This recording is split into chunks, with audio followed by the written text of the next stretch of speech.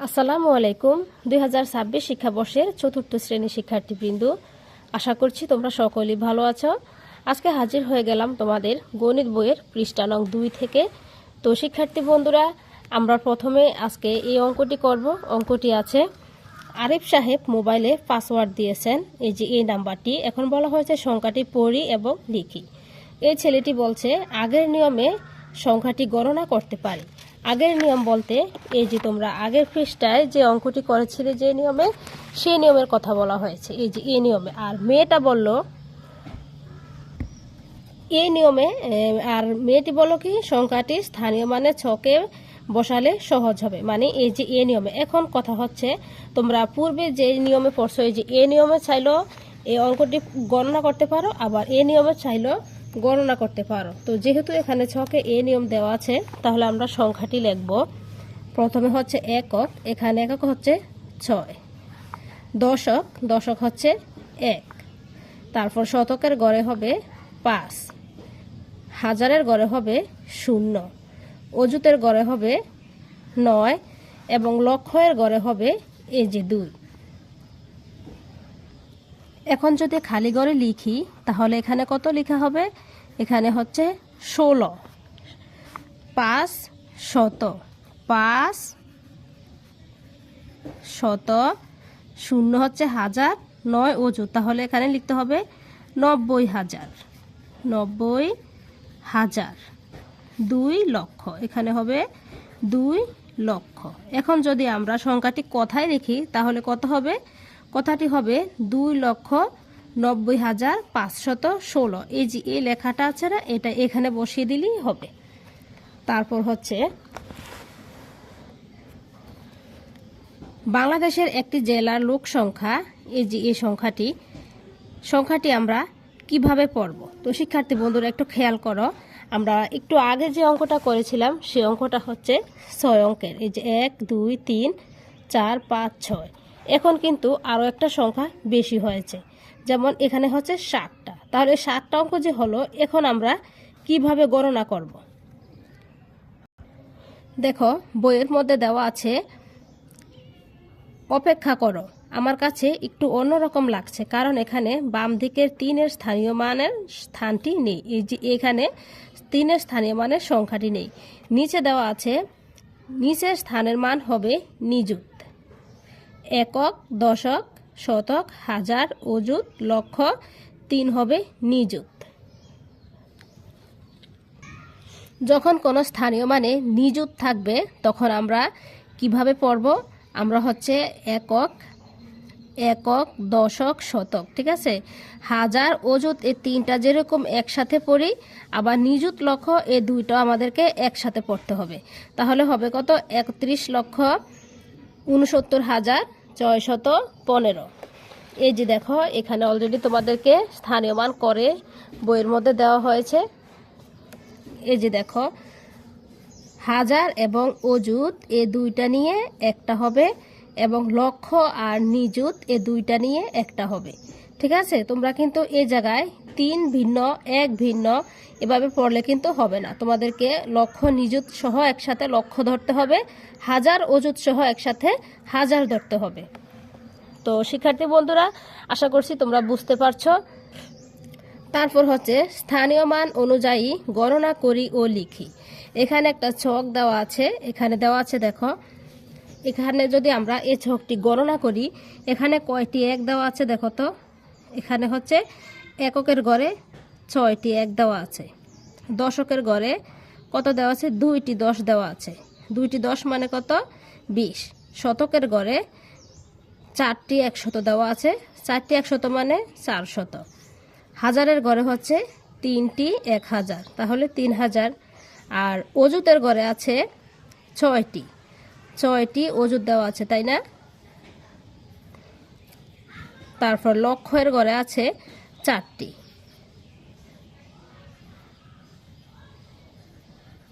নিযুতের ঘরে আছে 3টি।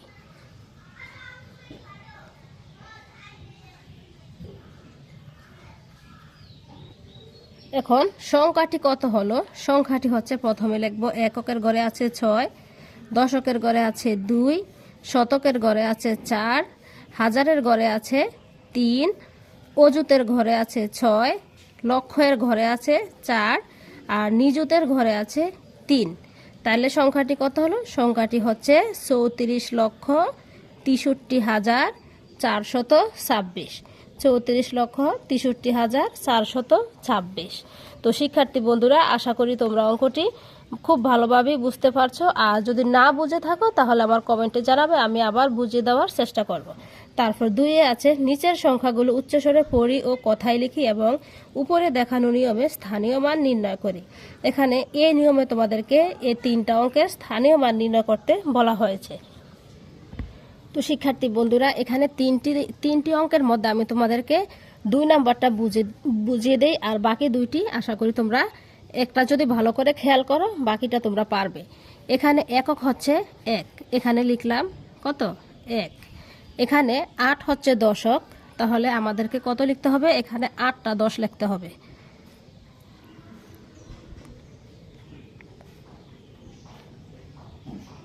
কয়টা 10 হলো? 1 2 3 4 5 6 7 8, 8টা 10, ঠিক আছে। তারপর আবার 8টি শত, 8 শত, আর 8 শত হলে আবার 8টা শত লিখতে হবে।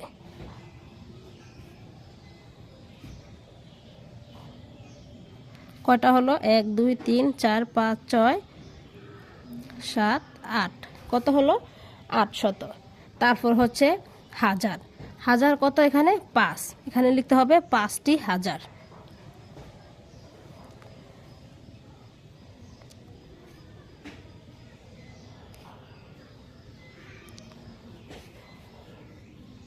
কয়টা হলো? 5টা হাজার। তারপরে 6 হচ্ছে অযুত। এই যে দেখো, এখানে আমি 6টি অযুত লিখেছি, 1 2 3 4 5 6। তারপর হচ্ছে 5 লক্ষ। 5 লিখে আমরা কয়টা শূন্য দিব? যেহেতু 5-এর পূর্বে কয়টি সংখ্যা আছে? 5টি সংখ্যা আছে, তাহলে আমাদেরকে 5-এর পরে 5-এর সামনে 5টি শূন্য বসাইতে হবে। 5টি শূন্য, সরি এখানে 1 হবে।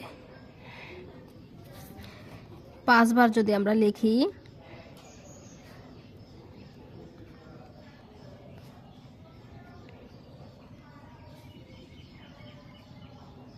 কয়টা হলো? 5টা। তারপর হচ্ছে 3 হচ্ছে নিযুত, 3 নিযুত।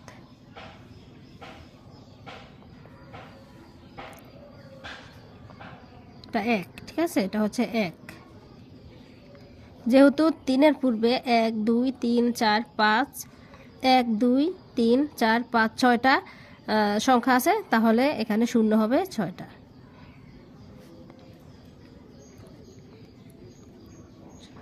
এই যে 3টি। এখন যদি আমরা সংখ্যাটি লিখি তাহলে কত দাঁড়ায়? এককের ঘরে 1, একটা। তারপর হচ্ছে দশকের ঘরে 10, কয়টা? 1 2 3 4 5 6 7 8, 10 হচ্ছে 8টা। শতক হচ্ছে কয়টা? 8টা মানে 80। শতক হচ্ছে 8টা, 8টা মানে 800, ঠিক আছে।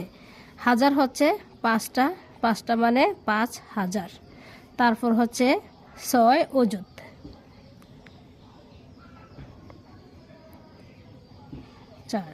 তারপর হচ্ছে 5 লক্ষ, 5 লক্ষ। 3 নিযুত। তাহলে আমরা যখন সংখ্যাটি গণনা করব তখন গণনা করতে হবে, প্রথমে লিখব একক, তারপরে দশক যেহেতু 80 এখানে 8 হবে, শতক 8 এখানেও 8 হবে, হাজারের ঘরে 5 আছে এখানে 5 হবে, অযুতের ঘরে 6 আছে এখানে 6 হবে, লক্ষের ঘরে 5 এখানে 5 বসবে, নিযুতের ঘরে 3টি, তাহলে এখানে 3টি হবে। তাহলে সংখ্যাটি হলো কত? 35,65,881। 35,65,881। তো শিক্ষার্থী বন্ধুরা, একই নিয়মে তোমরা বাকি 2টি অঙ্ক করবে। এবার 3-এ আছে অঙ্কে লিখি 5,57,362। এই সংখ্যাটিকে এই কথাগুলোকে আমরা অঙ্কে লিখব। তাহলে আমরা সর্বপ্রথম লিখব 62, 300, শতকের ঘরে 3, তারপর 57,000, হাজারের ঘরে হবে 57, আর 5 লক্ষ। এই যে 5,57,362। তারপর হচ্ছে 12,03,884। প্রথমে লিখবো আমরা 84, তারপর হচ্ছে 3,000, তারপর অঙ্কটি হচ্ছে 3,000। এই যে 3,000, 12 লক্ষ। তারপর 50,18,536। 50,18,000। এই যে আগে আমরা যদি 36 লিখি, তারপর হচ্ছে হাজার কত, 18,000, ঠিক আছে। 18 লিখে একটা